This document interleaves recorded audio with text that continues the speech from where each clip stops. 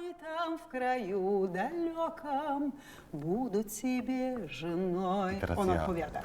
Милая моя, взял бы я тебя, там в краю далеком есть у меня жена, и там в краю далеком есть у меня жена. A ona znów. Milinka ty moj, возьми меня с собой. Miałem wtedy chyba z 15 lat. Sobie pomyślałem, że jeżeli można żyć tylko raz, to dlaczego nie żyć wiele żyć? I miałem taki pomysł, że może warto zaryzykować i wejść w umysły i w innych ludzi. Jakaś potrzeba wtargnąć w cudzy pejzaż, nie zapominając o sobie. I zostawiłem wszystko i wyjechałem do Petersburga.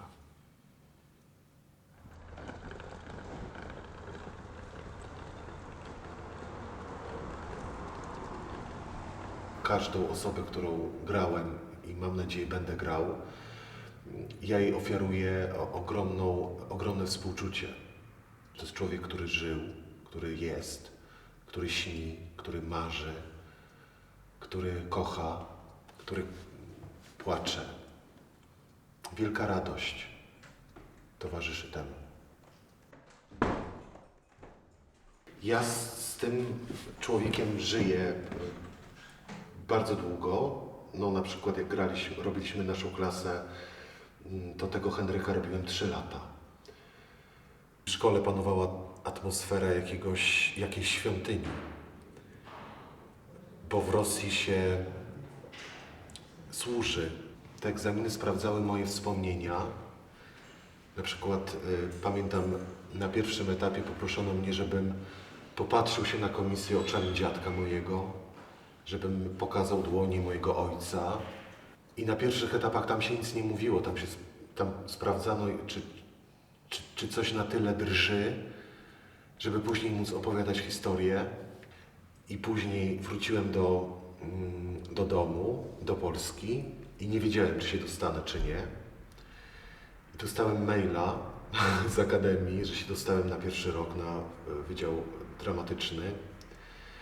Wiedziałem, że trzeba całe życie tutaj jakoś, no nie że zostawić, ale totalnie przestarować. W Rosji się mówi aktorskie masterstwo, czyli mistrzowie, którzy uczyli nas no nawet nie jak grać, a jak żyć na scenie. Mieliśmy na drzwiach napisane don't act, że nie wolno grać. Cały pierwszy rok był poświęcony pracy nad sobą, czyli pisanie wszelkiego rodzaju potoków myśli, jak oni to lubią nazwać, żeby wyświetlać swoje wspomnienia na wewnętrznej taśmie widzeń. Mieliśmy takie, mam je do dzisiaj, zeszyty, które były też kontrolowane przez profesorów. Pierwszy z nich to był zeszyt obserwacji ludzi, drugi z nich to był zeszyt odczuć. Nawet będąc gdzieś w sklepie, wydaje mi się na przykład, że ten pan ma na przykład dłonie Wierszynina. I później przychodzę do akademii i mówię na przykład, że czuję, że na przykład mój oficer chodzi tak.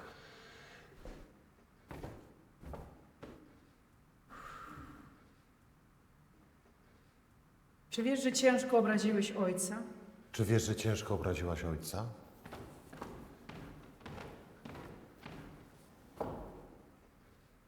Twoja odpowiedź jest całkiem bez sensu. Twoja odpowiedź jest całkiem bez serca, mam.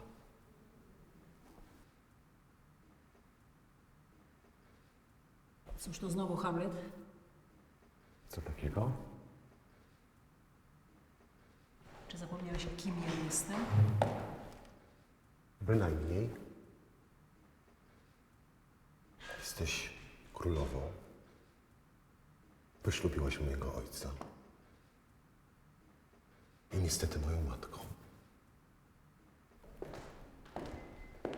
Lepiej zawołam kogoś, kto potrafi z tobą rozmawiać. Mamo! Mamo! Przestań, mamo! Zaczęliśmy pracować nad 3 siostrami Czechowa i zaczęliśmy je czytać właśnie w maju. Cały czas chodziliśmy z profesorami na treningi do parku.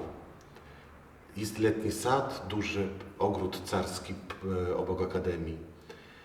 I chodziliśmy i obserwowaliśmy, jak się te brzozy otwierają, bo się zaczynają 3 siostry z tego, że brzozy się jeszcze nie rozkwitły. Czyli, że ta tęsknota jeszcze nie poszła, że one już chcą wyjechać do tej Moskwy, a nie mogą. Ta rosyjska szkoła bardzo tę przyrodę kocha. I napisałem do Alony wiadomość, już nie, chyba w Facebooku, i się okazuje, że Alona mówi: o Jezu, ty też w Rosji byłeś, koniecznie się spotkajmy. I Alona zaprosiła mnie do siebie i przygadaliśmy całą noc. Alona mi opowiedziała o tym, jak ona studiowała, ile to dla niej znaczy i jak ona wykorzystuje to teraz, grając w tylu przedstawieniach i w tylu teatrach i w tylu projektach biorąc udział. Мне малым мало спалось. Ой, да мне малым мало спалось. Ой, да вас не привидело. I czuję, że Alona jest takim,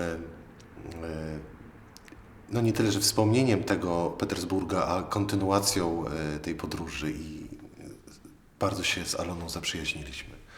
Uważam, że Alona jest jakimś takim moim aniołem stróżem, który gdzieś po tej Rosji cały czas jest. Więc Rosja się nie skończyła, a Rosja z Aloną jest kontynuowana i mam nadzieję, że z Aloną coś zrobimy magicznego. Нагайкаю, стегаю, погоняю, что-то воздуху мне мало.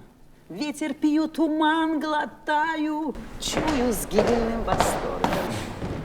Powiem wam w tajemnicy, najbardziej mi się podobało, jak się kończył już spektakl. Nie zawsze wszystko rozumiał. I na przykład wychodziła taka aktorka lub takie grona, które i wszyscy wstawali i klaskali. Ja mówię, to mi się najbardziej podoba. Jak masz właśnie te 12, 13, 14 lat, nie masz świadomości, co za tym idzie. A za tym idzie właśnie ta szkoła teatralna. Powodzenie, niepowodzenie. A i przede wszystkim musisz coś mieć, żeby ktoś chciał cię oklaskiwać. Żebyś miał coś do powiedzenia. A to daje życie, bagaż. Albo coś robisz z tym bagażem i jesteś interesujący i idziesz z tym dalej, albo nie i zajmujesz się jakimiś takimi rzeczami, które są pod ręką. Zawsze postrzegaliśmy Polskę jako coś takiego nowatorskiego, Grotowski, Kant. Bardzo mnie to fascynowało. I jeszcze długo, długo było jakby tu z tyłu, albo gdzieś tutaj brzmiało: nie znasz języka, mówisz z akcentem. Ten akcent pozostanie na zawsze. Dopóki po 20 latach nie uświadomił mnie Paweł Miśkiewicz w Teatrze Dramatycznym, powiedział mi: dziewczyno, to jest twój atut, to jest twoja rozpoznawalność. Przez te wszystkie lata trzeba było zachować 2 rzeczy, które nauczyli mnie w szkole teatralnej. Pokora i poczucie własnej wartości. I jeżeli by się udało, i wierzę w to, że uda się zrobić tak, żeby grać tu i tam i wejść w jakieś międzynarodowe produkcje i wykorzystać ten mój język rosyjski i poznawania ludzi i z Rosji, i tutaj z Polski. Na razie jestem wszędzie. Mam nadzieję, że się uda to pogodzić i zakotwiczyć tu w teatrze, bo teatr jest dla mnie najważniejszy, a kina się dopiero uczę. Mamo! Przestań, mamo!